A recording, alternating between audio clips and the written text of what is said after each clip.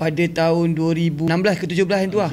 Satu show di Tepahat, UTHM. Saya dijemput, masa tu ramai artis. Ada Kai Bahar, ada Tajul ke, ada siapa, banyak, ramai, ada 5 artis. Dia sebenarnya tak ada apa pun. Kita datang, kita duduk dalam, biasalah sebelum show kita duduk dalam waiting room yang ada aircon tu kan.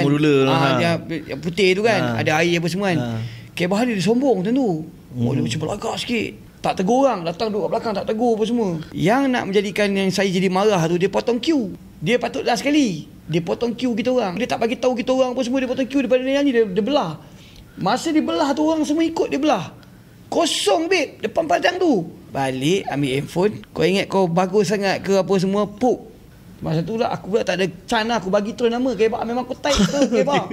Weh, handphone aku hang babe. Kerana teruk punya Malaysia. Memang maki, memang kalau kau baca maki tu memang dahsyat punya lah. Aku dengan dia sekarang dah okey lah maksudnya kan. Lepas tu dah settle, keluar dari metro. Kalau kecoh gak lah. Kecoh babe, ucuk kat orang Kai Bahar. Lepas tu dah jumpa balik, dah lepas pada tu jumpa, okey lah, tak ada apa. Clear balik lah.